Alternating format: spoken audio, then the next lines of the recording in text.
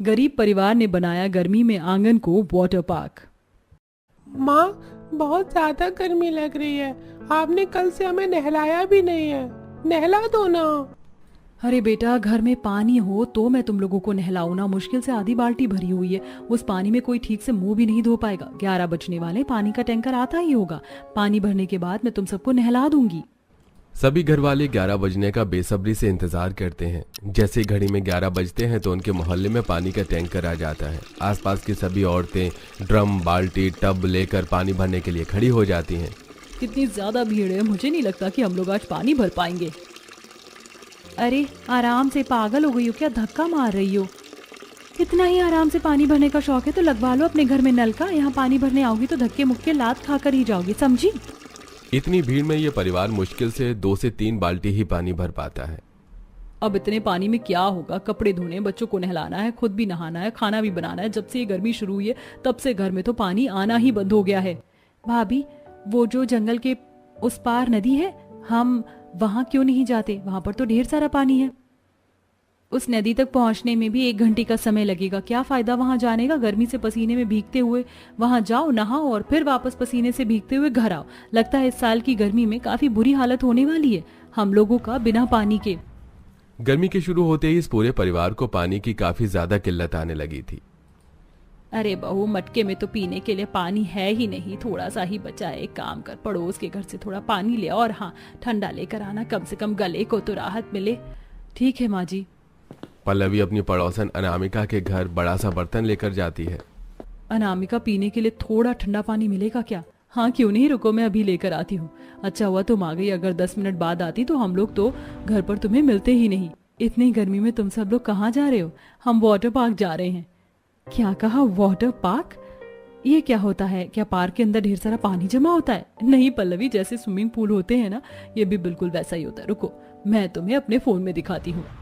अनामिका पल्लवी को अपने फोन में वाटर पार्क का वीडियो दिखाती है। उस वीडियो में ढेर सारा पानी था जिसमें लोग काफी मस्ती कर रहे थे, झूले में झूल रहे थे, स्लाइड में पानी से गिर रहे थे। इस गर्मी में पानी में इस तरह उन लोगों को एंजॉय करता देख पल्लवी काफी खुश होती है और जल्दी से पानी लेकर घर आकर सारी बात घर वालों को बताती है। हाँ माँ, हमने भी वाटर पार्क के बारे में काफी सुना है। माँ पापा, आप लोग भी हमें वाटर पार्क लेकर चलिए ना। पल्लवी की बात सुनकर तो मेरा भी मन कर रहा है वाटर पार्क जाने का। आप लोग देखिए ना, ये कितनी दूर है और यहाँ जाने के लिए कितने पैसे लगेंगे। अगले दिन मोहन वाटर पार्क के बारे में पता करके आता है। वाटर पार्क जाने के सपने देखना छोड़ दो। पता है वहाँ जाने की टिकट कितनी ज्यादा महंगी है? एक टिकट 1000 रुपए की है। हम सब मिलकर 14-15 लोग हैं, सबके हिसाब से 1000 रुपए तो पूरे 15,000 रुपए हुए। कहाँ है हम लोगों के पास इतने पैसे? अरे बाप रे बाप, इतना तो तुम लोगों की 6 महीने की कमाई भी नहीं है। इतनी महंगी टिकट सुनकर सभी के चेहरे पर निराशा आ जाती है और ऐसे ही कुछ दिन गुजर जाते हैं। आज जगन को उसकी तनख्वाह मिलने वाली थी, लेकिन जगन बिना तनख्वाह लिए ही घर आ जाता है। आज आप तनख्वाह क्यों नहीं लेकर आए? मैनेजर होगा तो तनख्वाह मिलेगी ना। वो तो अपने परिवार वालों के साथ वाटर पार्क गया है, अब 2 दिन बाद ही मिलेगी। हमें छोड़कर हर कोई वाटर पार्क जा रहा है। क्या हम गरीब की किस्मत में इस गर्मी में वाटर पार्क जाना भी नहीं लिखा है? गर्मी का मौसम शुरू हो चुका था और कोई गर्मी से बचने के लिए वाटर पार्क जा रहा था, चाहे वो उनका पड़ोसी हो या सामने किराने दुकान वाला हो। और आज तो घर के सभी बच्चे भी वाटर पार्क जाने की काफी जिद करते हैं। हमारे साथ खेलने के लिए कोई भी नहीं है, सब लोग अपने परिवार के साथ वाटर पार्क गए हैं। आप लोग हमें वाटर पार्क लेकर क्यों नहीं जाते? हमारा भी मन है वहाँ जाने का, हमें भी पानी में खेलना है। हमें वाटर पार्क जाना है तो जाना है, आप लोग हमें लेकर जाइए। अब मैं कैसे समझाऊं इन्हें? अगर जेब में पैसे होंगे तो ही तो वाटर पार्क जाएंगे। वो वाटर पार्क वाला मेरा भाई थोड़ी ना लग रहा है जो हम सबकी फ्री में टिकट कर देगा। ऐसे कुछ दिन गुजर जाते हैं। शाम होते ही आज मौसम थोड़ा खराब होने लगता है और अचानक बारिश शुरू हो जाती है। बारिश को देख सभी बच्चे काफी खुश होते हैं। अरे देखो बाहर कितनी तेज बारिश हो रही, चलो बारिश में भीगते हैं। हाँ, हम तो कागज की नाव बनाएंगे और उससे भी खेलेंगे, चलो चलते हैं। बच्चों, इस बारिश में भीगने के बारे में सोचना भी मत। ये गर्मी की बारिश है, एक बार भीगे ना तो बीमार पड़ जाओगे और दाने निकल आएंगे वो अलग। रात भर काफी ज्यादा बारिश होती है। सुबह होने के साथ साथ बारिश रुक तो जाती है, लेकिन रात भर बारिश होने की वजह से आंगन में गड्ढे में काफी सारा पानी जमा हो जाता है। सभी बच्चे आंगन में आकर पानी से भरे उन गड्ढों में खेलने लगते हैं। वहीं उनकी माँ और बुआ जाकर आंगन की सफाई करने लगती हैं। ऐसा लग रहा है जैसे हम लोग वाटर पार्क में खेल रहे हैं। कितना ठंडा ठंडा पानी है ना। वाटर पार्क भी क्या ऐसे ही होता है? हाँ, वाटर पार्क भी ऐसा ही होता है। वहां पर भी ढेर सारा इसी तरह पानी जमा होता है। अगर वाटर पार्क और इस पानी से भरे गड्ढे में ज्यादा फर्क नहीं है तो क्यों ना हम लोग भी आंगन में इस तरह का एक बड़ा सा गड्ढा करके उसमें पानी भर दें। भावना भाभी कह तो ठीक रही है, स्विमिंग पूल भी तो लोग इसी तरह अपने घर के आंगन में ही बनाते हैं। हम एक बड़ा सा गड्ढा करते हैं और उसमें ढेर सारा पानी भर देंगे। दोनों बहुएं और नंद मिलकर सबसे पहले आंगन में खुदाई करके एक बड़ा सा गड्ढा कर देती हैं। 2 दिन की लगातार मेहनत के बाद आखिरकार इनका गड्ढा बनकर तैयार हो जाता है। हमने इतना बड़ा गड्ढा तो खोद लिया, लेकिन अब इसमें पानी कैसे भरेंगे? या तो हम खुद पानी के लिए तरस रहे हैं। जंगल के पीछे जो नदी है वहां से हमें पानी लाना पड़ेगा। पता है, भरने में समय तो काफी लगेगा, लेकिन अब घर में हमें वाटर पार्क बनाना है तो यही करना होगा। गड्ढा तो मिट्टी का है, इसके अंदर हम पानी डालेंगे तो सारा पानी गंदा हो जाएगा। सबसे पहले इस गड्ढे को हमें साफ करना होगा। मैं सोच रही हूँ क्यों ना हम सबसे पहले इसकी सीमेंट से अच्छे से लिपाई कर दें, फिर उसके ऊपर सफेद चूना लगाकर उसके सूखने के बाद हम नीले रंग का पेंट कर देंगे। इससे पानी भी गंदा नहीं होगा और हमारा वाटर पार्क भी अच्छा लगेगा। जगन चूना पत्थर सीमेंट की फैक्ट्री में ही काम करता था, इसलिए वो शाम को थोड़ा बहुत सीमेंट और चूना ले आता है। अगले दिन सभी मिलकर सबसे पहले उस गड्ढे के अंदर से सीमेंट से लिपाई कर देते हैं और अब लिपाई के बाद उसके ऊपर सफेद चूने की लिपाई करते हैं और अगले दिन उस पर एक नीले रंग का पेंट भी कर देते हैं। अब सबसे मुश्किल काम करना है, नदी से पानी भर भर कर इसे भरना है। इस काम को सुनते ही मेरे तो शरीर में अभी से थकान हो गई। सभी बाल्टी और मटके उठा लेते हैं। तकरीबन 2 से 3 दिन तक लगातार इन्हें नदी का पानी इस गड्ढे में भरना पड़ता है और आखिरकार 3 दिन बाद पूरा गड्ढा पानी से भर जाता है। आखिरकार हमारा वाटर पार्क बनकर तैयार हो ही गया। अरे अभी तैयार नहीं हुआ है। जो मैंने वीडियो देखी थी उसमें बड़े बड़े झूले भी थे जिससे झूलते हुए लोग पानी के अंदर गिर रहे थे। हाँ, उन झूलों के बिना तो वाटर पार्क में मजा ही नहीं आएगा। सभी बात कर ही रहे होते हैं कि तभी मोहन, जगन और उमेश हाथों में बड़े बड़े लकड़ी और प्लास्टिक के टुकड़े लेकर आते हैं। अरे भाभी, आप लोगों ने इतनी मेहनत करके इतना बड़ा वाटर पार्क बना दिया, अब इसकी सजावट का काम हम लोग करेंगे। हम इन लकड़ियों और प्लास्टिक की मदद से ढेर सारे झूले बनाएंगे। तीनों मिलकर प्लास्टिक और लकड़ी की मदद से ढेर सारी स्लाइडिंग झूले बनाते हैं। साथ ही साथ साक्षी कबाड़ी की दुकान से कुछ पुराने टायर्स लेकर आती है और उन पर अच्छे से पेंट करके उन्हें सूखने के लिए रख देती है। तकरीबन 1 हफ्ता और आखिरकार गर्मी में इस परिवार का जुगाड़ू वाटर पार्क बनकर तैयार हो जाता है। पूरा गरीब परिवार अब एक साथ जैसे इस गर्मी में वाटर पार्क में उतरता है। तुमने तो हमारे आंगन में ही स्वर्ग बना दिया। कितना सुकून मिल रहा है इस कड़कती गर्मी में इस पानी के अंदर। बहुत ज्यादा मजा आ रहा है। पिंकी, मेरी तरफ तो बॉल फेंको। ये लो अंजलि, चलो अब हम सब कागज की नाव बनाकर रेस करते हैं, देखते हैं किसकी नाव जीतेगी। भाभी बस भी करिए, सारा पानी क्या आप मुझ पर ही फेंकती रहेंगी? ऐसे कैसे बच कर जाओगी? काफी देर तक मस्ती करने के बाद अब वो सभी अपने बनाए हुए झूलों से स्लाइड करके पानी के अंदर आने लगते हैं। अरे माँ जी, आप तो बिल्कुल बच्चों की तरह डर रही हैं। नहीं लगेगी आपको चोट? आप सीधा पानी में ही आएंगी। अगर इस उम्र में कमर लचक गई तो? माँ, आप कितना ज्यादा डरती हो, हम हैं ना। पूरा परिवार वाटर पार्क में काफी ज्यादा मस्ती करता है। गरीब परिवार के इस वाटर पार्क को देख आंगन में और भी 2 बड़े बड़े गड्ढे करते हैं और उनके अंदर नदी से पानी लाकर जमा कर देती हैं, जो उनके रोजमर्रा के काम में काफी मदद करता है। तो वहीं आस पड़ोस के लोग जब इस गरीब परिवार के जुगाड़ू वाटर पार्क को देखते हैं। देख रही हो मानसी, कैसे इस गरीब परिवार जुगाड़ू वाटर पार्क बना दिया और कितने मजे कर रहे हैं लोग। चलो उनके पास चलते हैं, हम भी इनके वाटर पार्क में काफी मस्ती करेंगे। थोड़े बहुत पैसे भी दे देंगे। बाहर तो 1000 रुपए की टिकट है, लेकिन यहाँ तो सस्ते में काम हो जाएगा। इतने सारे पड़ोसियों को अपने वाटर पार्क में आने के लिए देख अब वो बहुएं हर इंसान के हिसाब से 300 रुपए का टिकट रख देती हैं, जिससे अब आस पड़ोस के मिडिल क्लास लोग भी इस गरीब परिवार के वाटर पार्क में गर्मी में मस्ती करते हैं। तो वहीं ये गरीब परिवार कुछ पैसे भी कमा लेता है। माँ, मेरा ससुराल जाने का बिल्कुल भी मन नहीं है। क्या मैं यहाँ 2-4 दिन और नहीं रुक सकती? अरे बेटा, तू 2-4 दिन की बात करती, तेरा जब तक दिल चाहे तब तक यहाँ रह सकती है। ये अभी भी तेरा ही घर है, लेकिन बकफेरे की रस्म में बेटी 1 दिन के लिए आती है। महीने भर के बाद तू आराम से आना। लेकिन माँ। अरे बेटा, क्या हो गया है? तू तो हमेशा चाहती थी कि तुझे भरा पूरा परिवार मिले। अब तुझे इतना बड़ा परिवार मिला है तो तेरा वहाँ दिल नहीं लगता? सब ठीक तो है ना? माँ, मैं आपको कैसे बताऊं कि मैं वहाँ क्यों नहीं जाना चाहती। शादी के इन 2 दिनों में मेरी जो बुरी हालत हुई है उसे मैं चाह कर भी नहीं भुला पाऊंगी। थोड़ी देर में सेजल का पति रंजीत उसे लेने के लिए मायके आ जाता है। 1-2 घंटे में ही सेजल अपने ससुराल पहुंच जाती है। बहू तू आ गई, अच्छा हुआ शाम होने को आ गई, सबका चाय पीने का मन कर रहा है, जा जल्दी से चाय बना दे। चाची मुझे नींबू पानी पीना, मेरे लिए नींबू पानी बना दो। घर में कदम रखा नहीं कि ये लोग ऑर्डर पर ऑर्डर देना शुरू हो गए। सब के सब कैसे घुसे पड़े हैं इस कमरे में। एक पंखे की हवा तो मेरे नसीब में ही नहीं है। न जाने क्या सोचकर मैंने 20 लोगों से भरे इस परिवार में शादी के लिए हाँ करी। सेजल दूसरे कमरे में जाती है और मिट्टी के चूल्हे पर सबके लिए चाय बनाने लगती है। सेजल के ससुराल में 20 लोग थे, वहीं इस 2 कमरे वाले घर में सिर्फ एक ही कमरे में पंखा लगा था, जिसमें सभी लोग भैंसों की तरह घुसे रहते थे। सारा काम खत्म हो गया, अब जाकर बिल्कुल पंखे के नीचे सोऊंगी, बीच में जब जाकर थोड़ी हवा लगेगी। उस इकलौते पंखे की हवा खाने के लिए सबसे पहले जाकर पंखे के नीचे बीचों बीच सो जाती है। तभी थोड़ी देर में सेजल की दादी सास आती है। अरे सेजल बहू, क्या बीच में फैल कर सो गई है, थोड़ा उधर खिसक, मुझे भी सोने दे।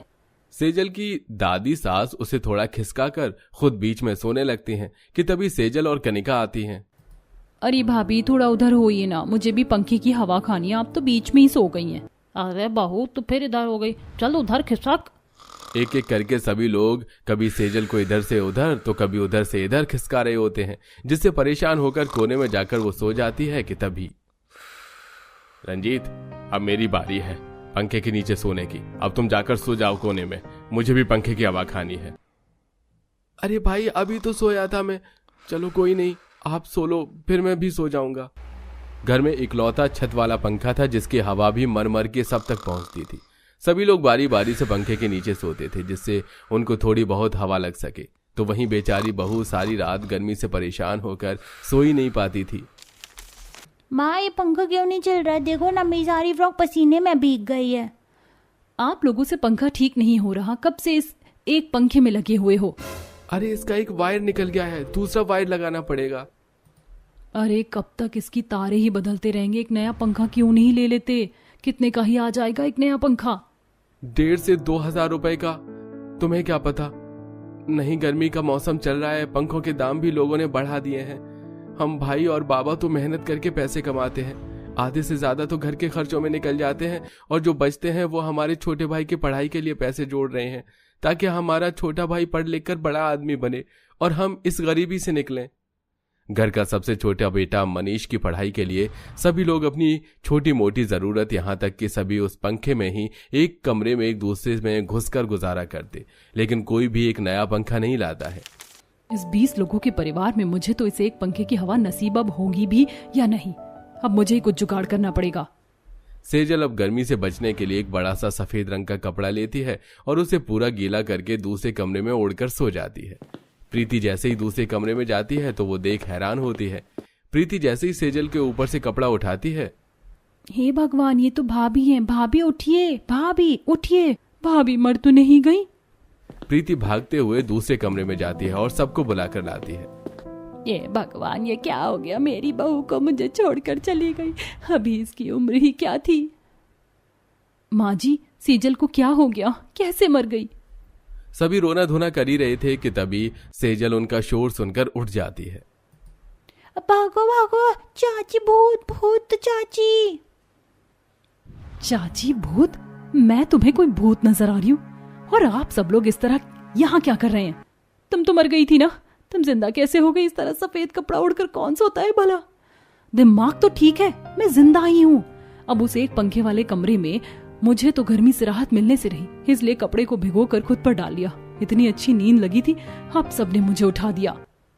ऐसे ही कुछ दिन गुजर जाते हैं। सेजल अब इतना ज्यादा परेशान हो चुकी थी, वो आधी रात में उठकर खिड़की से सीढ़ियां चढ़कर छत पर जाकर सो जाती है।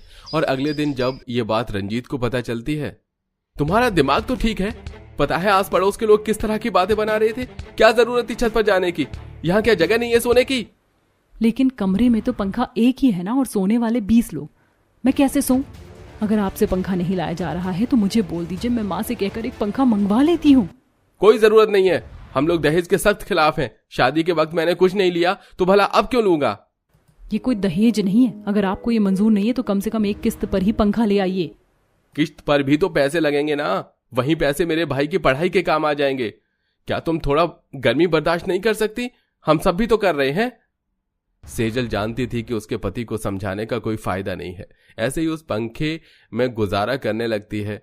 सेजल जब भी घर के सारे काम खत्म कर पंखे की हवा में थोड़ी देर के लिए बैठती है तो सेजल, जरा कुएं से पानी भर कर ले आओ, घर में एक बूंद पानी नहीं है, खाना बनाना है और कपड़े भी ढेर सारे पड़े हैं। भाभी, कुएं से पानी भरने के लिए आप भी तो जा सकती है ना। अरे बच्चों का स्कूल से आने का समय हो गया, उन्हें खाना देना है। तुम तो जानती हो कितना शोर मचाते हैं, अब कहाँ उनमें तुम इतनी परेशान होगी। इससे अच्छा तो तुम जाकर पानी ले आओ। सेजल थकी हारी पसीने से भीगती हुई कुएं से पानी लेकर आती है कि तभी उसकी जेठानी उसे राशन लाने की लिस्ट थमा देती है। समझते क्या है ये लोग मुझे? एक तो 20 के 20 लोग एक एक कमरे में घुसे रहते हैं, पंखे की हवा जाती कहाँ है ये तो मुझे आज तक पता नहीं चला। ना माई कैसे पंखा लाने देते हैं, ना ही किस्त पर खरीदते हैं। और उस दिन गीला कपड़ा क्या ओढ़ कर सो गई, मुझे इन लोगों ने मुर्दा ही घोषित कर दिया। छत पर भी जा नहीं सकती, क्या करूं मैं? सारा पैसा अपने भाई की पढ़ाई में लगा रहे हैं, जैसे देश का अगला प्राइम मिनिस्टर तो इनका भाई ही बनेगा। आज तक मैंने उसे पढ़ते हुए तो कभी देखा ही नहीं। सेजल बड़बड़ाते हुए घर आ जाती है और ऐसे ही शाम हो जाती है। आज सभी अपनी अपनी तनख्वाह लेते हैं कि तभी मनीष, भैया मुझे कुछ बुक लेने थी, 2000 रुपए दे दीजिए। मनीष, तुम हमेशा न्यू बुक्स क्यों लेते हो? तुम दुकान से सेकंड हैंड बुक्स भी तो ले सकते हो, वो आधे दाम में भी मिल जाएगी और उसमें भी वही लिखा होता है जो नई बुक्स में लिखा होता है। आपको कुछ नहीं पता, आपने इतनी पढ़ाई थोड़े ना की है भैया। आप समझाओ ना भाभी को। अगर आपको लगता है कि मैं आपके पैसे खर्च कर रहा हूं तो कोई बात नहीं, नहीं करनी मुझे पढ़ाई। अरे चुप हो जाओ तुम, अपने एक पंखे के लिए क्यों मेरे भाई की पढ़ाई को खराब कर रही हो? ऐसे ही कुछ दिन गुजर जाते हैं। सेजल मंडी से सब्जी लेकर घर लौट रही होती है कि तभी वो मनीष को अपने कुछ दोस्तों से बात करते हुए सुनती देख लेती है। कुछ दिन पहले ही भैया से मैंने किताब के लिए 2000 रुपए लिए हैं, चलो इससे मूवी देखते हैं और खाते पीते हैं। क्या? तेरा सही है, तेरे घर वाले तुझ पर भरोसा करके कितने पैसे उड़ाते हैं तेरे ऊपर। और एक हमारे घर वाले हैं जो 100 रुपए भी नहीं देते हैं। मनीष की सारी बात सुनकर सेजल को बहुत गुस्सा आता है और वो मनीष के पास जाती है। सेजल को देख मनीष काफी डर जाता है। तुम्हारे घर वाले दिन रात मेहनत करके तुम्हारी पढ़ाई पर इतना पैसा फूंक रहे हैं और तुम हो कि उनकी मेहनत को मिट्टी में मिला रहे हो। सब लोग गर्मी से परेशान होकर उसे एक पंखे में गुजारा कर रहे हैं, खुद के लिए एक नया पंखा भी नहीं ले पा रहे हैं हम। और आज जाकर सभी घर वालों को तुम्हारी सच्चाई बताती हूँ। भाभी मुझे माफ कर दीजिए, माँ बाबा भैया को कुछ मत बताइएगा वरना उन्हें बहुत दुख होगा। मैं आपसे वादा करता हूँ अब मैं मन लगाकर पढ़ाई करूंगा और सच में कुछ बनकर दिखाऊंगा। ठीक है, एक मौका दे रही हूँ तुम्हें, अगर इस बार तुमने ऐसा कुछ किया तो मुझसे बुरा कोई नहीं होगा। सेजल घर लौट आती है। शाम को आते हुए मनीष अपने साथ एक नया फर्राटेदार पंखा लाता है जिसे देख घर के सभी लोग काफी हैरान होते हैं।